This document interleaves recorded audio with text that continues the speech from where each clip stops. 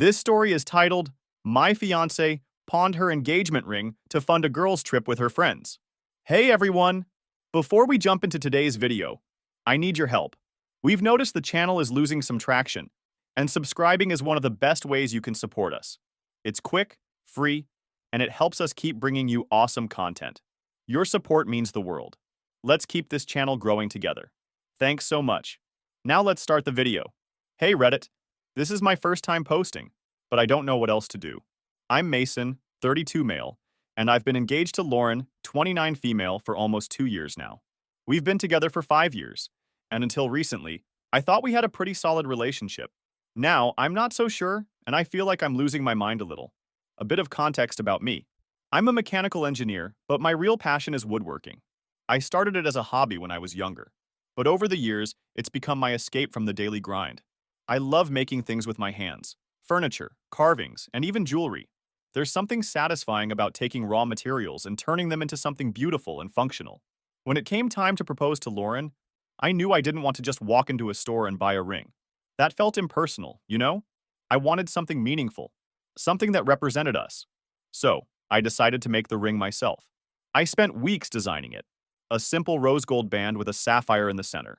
Lauren loves unique, understated jewelry, so I thought it would be perfect for her. The materials alone cost me $2,600, but honestly, the time and effort I put into it meant way more than the price tag. When I proposed, Lauren was over the moon. She cried when I told her I made the ring myself, and she kept saying how much she loved it. She even showed it off to her friends and family, telling everyone how special it was. We've been preparing for our wedding ever since. Everything from picking the perfect venue to choosing flowers, invitations, and even the tiniest details like table settings.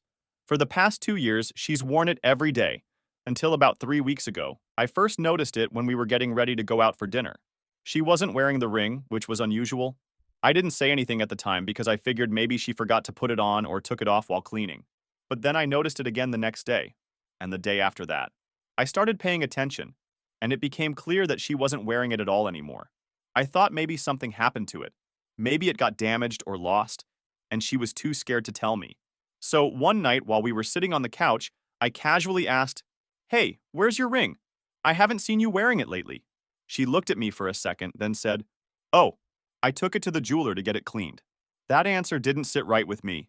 I mean, I made the ring myself. I've always been the one to clean or polish it for her whenever it needed a touch-up.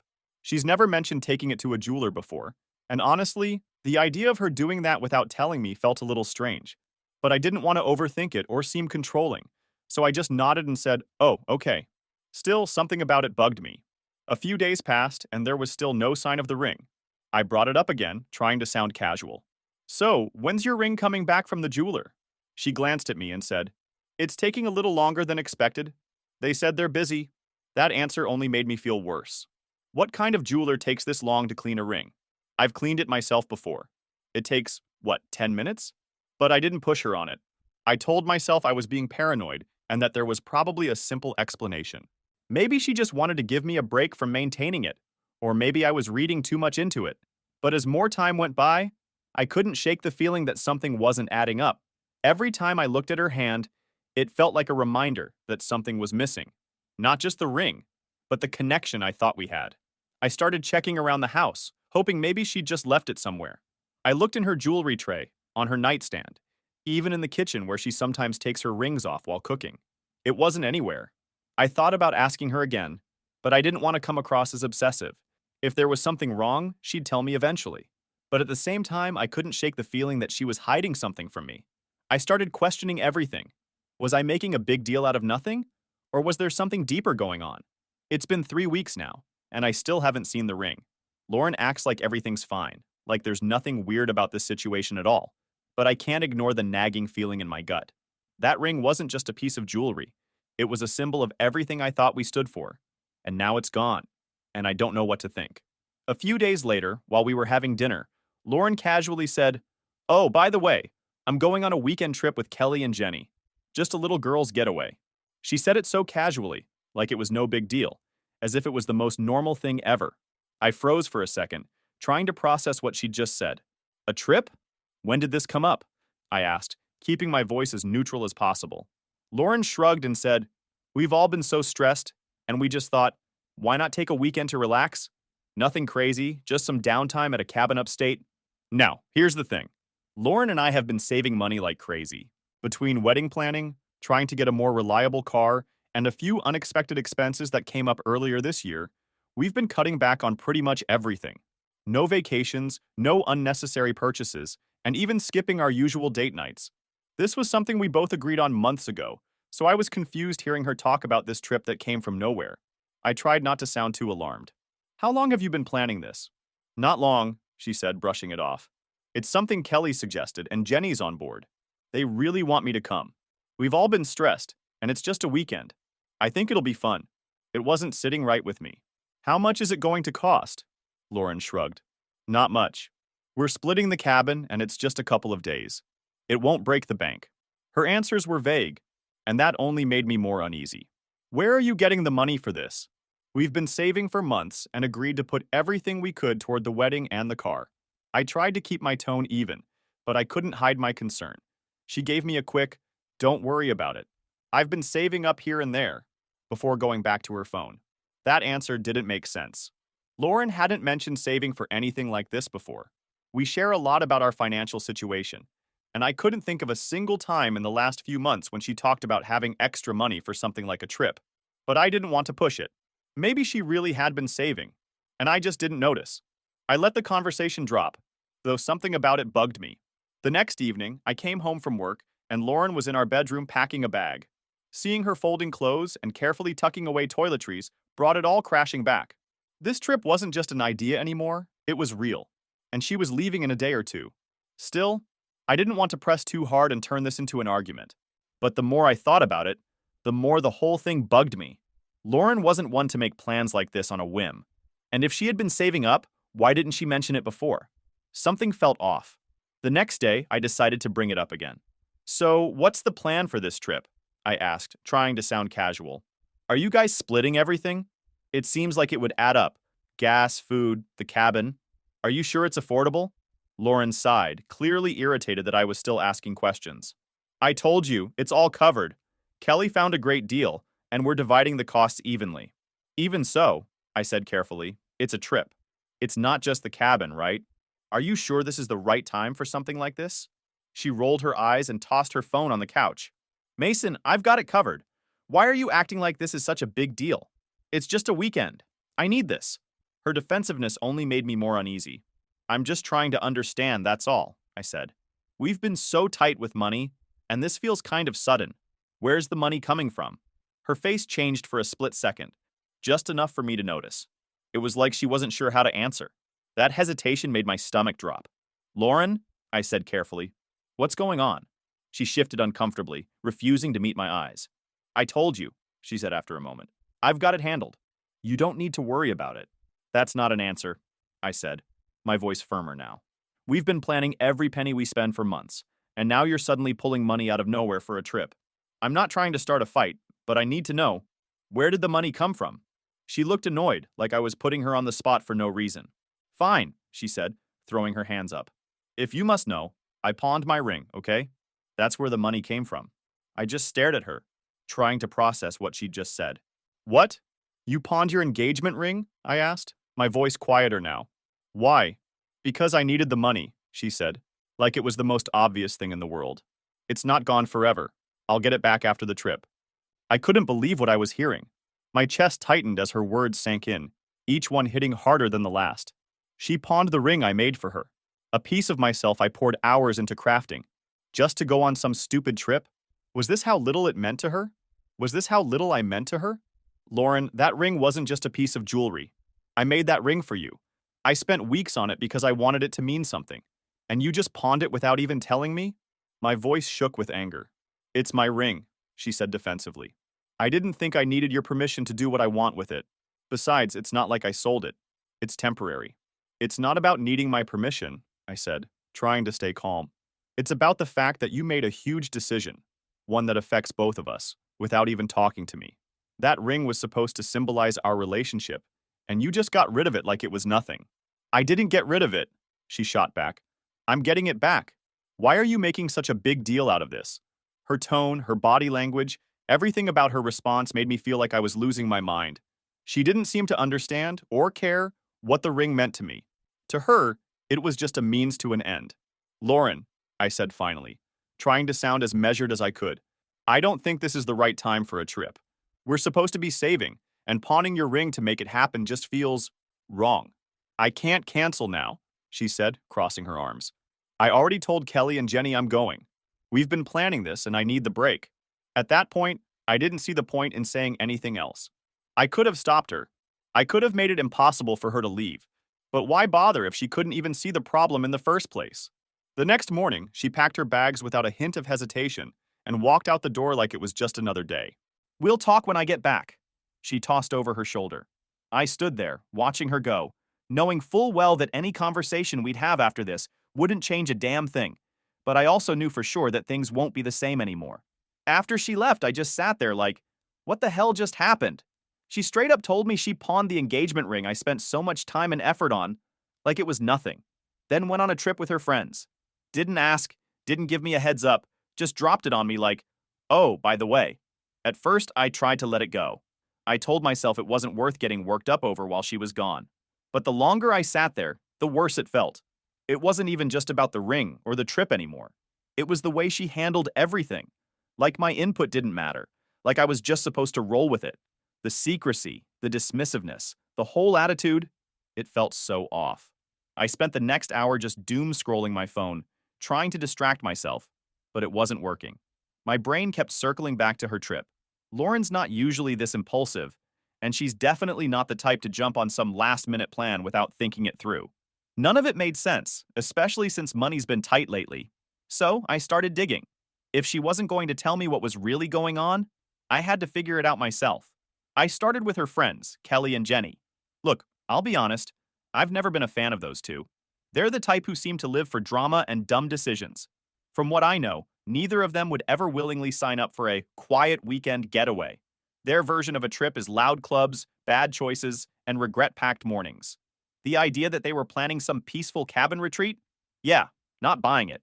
Something about this whole thing wasn't adding up. I opened Instagram and searched for Kelly's profile. Sure enough, her most recent post was a picture of a cabin surrounded by trees, with the caption, "Girls' Weekend Begins." Let's go! The cabin looked expensive. Way too nice to be the kind of place you'd go to on a tight budget. Then I noticed something else in Kelly's caption. Shout out to my man for helping make this trip happen. You're the best. That was weird. Lauren hadn't mentioned anything about Kelly's boyfriend funding part of the trip. In fact, she'd made it sound like they were all splitting the cost evenly. It got me wondering, did Lauren pawn the ring because she felt like she had to keep up with her friends, Kelly and Jenny? The more I thought about it, the more it kind of added up. Lauren's always been close to Kelly, and honestly, she seems to admire her whole free-spirited, no-strings-attached vibe. I wouldn't be surprised if she felt some pressure to match that, even if it meant making choices that didn't make much sense. And now that I think about it, the way she brushed off my questions about the trip felt off, like she wasn't giving me the whole picture. I kept scrolling through Kelly's feed, but there wasn't much about the trip. Just a couple of generic quality time with the girls posts and some pics of her packing. Nothing that stood out. So I checked Jenny's profile. She's usually more low-key online, but her latest story caught my eye. It was a boomerang of her and Kelly clinking glasses, captioned "Cabin Vibes," and in the background, a fully stocked bar. This didn't feel right. Lauren had made it seem like this was a getaway, but everything I was seeing pointed to something much bigger. I felt a knot forming in my stomach. Was there more to this trip than she'd let on? And if so, why wouldn't she just tell me the truth? I sat back, trying to make sense of it all. Maybe I was reading too much into things. Maybe Kelly and Jenny were just the kind of people who liked to make everything seem fancier than it really was. But no matter how much I tried to convince myself, that nagging feeling wouldn't go away. That's when I noticed Lauren's laptop sitting on the kitchen counter, closed but just sitting there, plain as day. She must have forgotten it in her rush to leave for the trip. I stood there for a solid minute, just staring at it and going back and forth in my head. On one hand, opening it felt invasive, like crossing a line I wasn't sure I wanted to cross. But then again, she'd already been hiding things, pawned something that meant so much to me, and completely brushed off everything I said. The more I thought about it, the more I felt like, you know what? I deserve to know what's really going on. So I grabbed it, opened the lid, and logged in. I powered on the laptop and navigated to her messages. Their group chat opened easily, and as I scrolled through, my stomach tightened. The most recent messages were all about the trip, and the further I read, the worse it got. This wasn't some quiet weekend getaway. They were planning nights out at bars, meeting guys, and getting wasted and see what happens. One message from Kelly practically jumped off the screen. Leave the ring at home. No one needs to know you're engaged this weekend. My hands gripped the edge of the counter as I reread it, anger and disbelief flooding through me. I kept scrolling, my stomach sinking further with every message I read. Jenny chimed in, "Yeah, this is your chance to have some fun before getting married. Don't let him hold you back." Lauren's response? A laughing emoji, and sure, I could definitely use a little freedom. Freedom. That word hit me like a truck. Freedom from what? Me? The life we were building together? I kept scrolling, hoping there'd be something, anything that would make this make sense. But it only got worse. Jenny even joked about how they could act single for the weekend without anyone finding out. And Lauren? She didn't say a damn thing to shut it down. Instead, she laughed along like it was all just some harmless joke. I couldn't believe she was that stupid to trust girls like this, or even listen to them. It was like she thought no matter what she did, I'd still be there, picking up the pieces. I felt like the floor had just dropped out from under me. This wasn't just about the money or the ring anymore. This was about trust, and everything I was reading made it clear that Lauren had no problem throwing that trust away. I sat there for what felt like an eternity, staring at the screen. Part of me wanted to close the laptop and pretend I hadn't seen any of it. But another part of me, probably the louder part, knew I couldn't ignore this. I needed to do something. For a moment, I thought about calling her. But what would I even say? Hey, Lauren, I just read your group chat, and now I know you've been lying to me about this trip? No, that wouldn't work. This wasn't the kind of conversation I could have over the phone. It had to be face to face. Still, I couldn't pretend like everything was fine while she was out there, lying to me and making a fool of our relationship. At that moment, I just knew. I wasn't going to continue this relationship with someone who could lie to my face, throw away something so personal, and make decisions behind my back. If she was capable of this now, even before we were married, what would she do once we were married and life got tougher? Everything I thought I knew about Lauren, about our relationship, felt like it was slipping through my fingers. What she did wasn't some minor mistake. It was huge, at least for me. Call me whatever you want, but I just couldn't see a future with someone who could so easily disrespect me and our relationship. This wasn't about insecurity or overreacting. It was about trust, honesty, and what kind of partnership I wanted in life. And clearly, that wasn't something we could have anymore. So, I did the first thing that came into my mind. I opened my laptop and started pulling up all the details for the wedding we'd been planning. Venues, caterers, flowers, every vendor we'd booked. I wasn't even sure what I was doing at first. It felt impulsive, almost reckless. But as I stared at the confirmation emails, I knew exactly what I needed to do. I started making calls and canceling everything. The venue was the hardest. It had taken months to find, and the deposit was painful to lose. But as I told the coordinator the wedding was off, I felt a weird sense of relief, like I was finally taking back control. After that, I canceled the caterer and florist, spending hours undoing months of planning. It was exhausting, but there was no way I could go through with a wedding when the person I was supposed to marry couldn't even respect me enough, to be honest. Canceling the wedding wasn't enough. Lauren was still on that trip, lying and acting like she was single. I couldn't just let her get away with it, especially knowing other people were caught in the lies too. I kept thinking about the group chat messages, Kelly and Jenny bragging about how no one needs to know they were planning to act single. They thought they were slick, pulling one over on everyone, but they weren't as smart as they thought. If Lauren's behavior was anything to go by, there was no way Kelly and Jenny's boyfriends had a clue about what was really going on. This wasn't just about me anymore. Those guys deserved to know the truth about the kind of women they were dealing with. I wasn't about to sit back and let them treat all this deceit like it was some kind of joke. They needed to be exposed, and I was ready to make sure it happened. I opened my phone and started searching. It didn't take long to find Kelly's boyfriend, Mark, on Instagram. He was tagged in several of her photos, and his profile was public. Hey Mark, I wrote. I know this is completely random, but I'm Lauren's fiancé, and I just found some messages between her, Kelly, and Jenny about their trip they're on. I think you should know what's going on. I attached screenshots of the group chat, specifically the messages where Kelly talked about leaving her ring behind and acting single. After double-checking everything, I hit send. I did the same for Jenny's boyfriend, Jake. He was a bit harder to find, But after scrolling through Jenny's profile, I found him tagged in a photo. I sent him a similar message, along with the same screenshots. After that, I felt a wave of anxiety. What if they didn't believe me? What if this only made things worse? But then the responses started coming in. Mark was the first to reply. Wait, what? Are you serious? He wrote. Kelly told me they were just going to relax at a cabin. She never mentioned anything about going to bars or acting single. Jake's response was similar. Dude, thanks for telling me. Jenny made it sound like this was just a quiet weekend with her friends. I had no idea. Both of them were understandably upset, and we exchanged messages for a while as I explained everything I'd found. Mark was especially angry. I've been feeling weird about this trip since she mentioned it, he said. I should have trusted my gut. Over the next couple of hours, I started hearing about the fallout.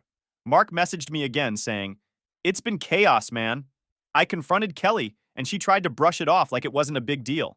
When I didn't buy it, she said Lauren was the one who came up with the idea to leave the rings behind. That was it for me. I packed my stuff and moved out that night. Jake wasn't far behind.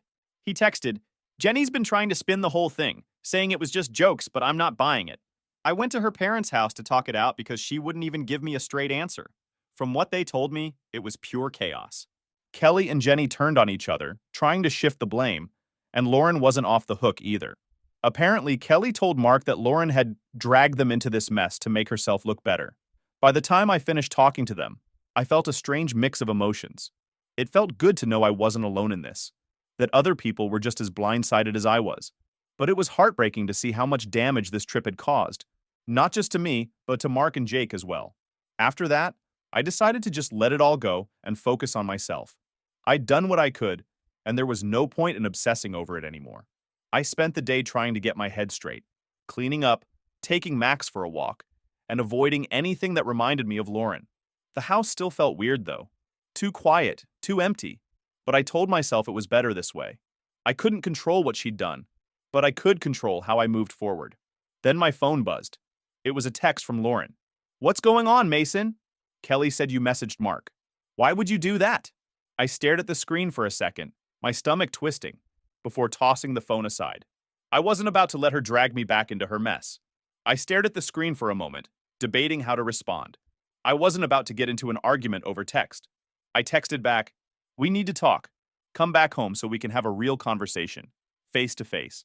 Her response came quickly. I can't just leave, Mason. We've had this trip planned for weeks. I don't understand why you're doing this right now. I wasn't going to get pulled into a back and forth. Come back so we can talk properly.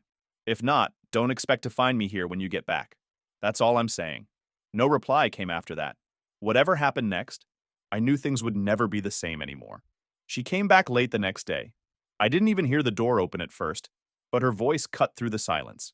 Mason, are you serious right now? She said, sharp and accusatory, like I was the one who messed up. I turned around to see her standing in the doorway, arms crossed, looking equal parts pissed and shocked. Glad you decided to come back, I said, keeping my tone calm. The last thing I wanted was for this to turn into a yelling match. I can't believe you, she snapped, stepping into the room. Kelly and Jenny are furious. Mark and Jake are blowing up their phones, and now it's all being blamed on me. What the hell were you thinking, Mason? I leaned back against the counter, crossing my arms. I was thinking it's time for some honesty. You said we'd talk when you got back, so here we are. Let's talk. She scoffed, dropping her bag onto the floor with a thud. This is how you handle things? By sticking your nose into other people's relationships? You've made everything so much worse. You want to talk about making things worse? I asked. I asked you to come back so we could have a real conversation. This isn't about your friends, Lauren. This is about us. She sighed loudly, like she was the one dealing with a headache. Fine, she said. You clearly want to get something off your chest? So go ahead. I stood there for a moment, just looking at her. Defensive, combative, completely blind to where I was coming from. It was like everything I'd been holding in finally snapped.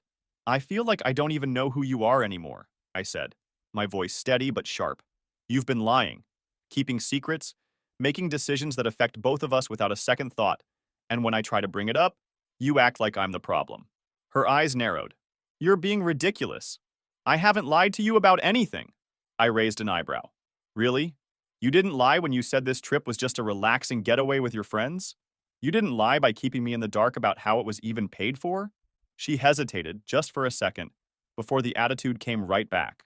I told you where the money came from, she snapped. And the trip wasn't some wild party like you're trying to make it sound. We just needed a break. I don't see what the big deal is. The big deal, I said, my voice hardening, is that you didn't think it was important to talk to me about any of it? You didn't think it mattered to be honest with me. Do you even know how that feels? To find out everything after the fact? Like I don't even deserve to know what's going on? She rolled her eyes, like I was being dramatic. You're blowing this way out of proportion, Mason. It was just a weekend with my friends. It's not like I did anything wrong. You still don't get it, I said, shaking my head. This isn't about the trip, Lauren. It's about respect. You pawned your engagement ring, lied about it, and then brushed off my feelings like they didn't matter. Do you even realize what you've done?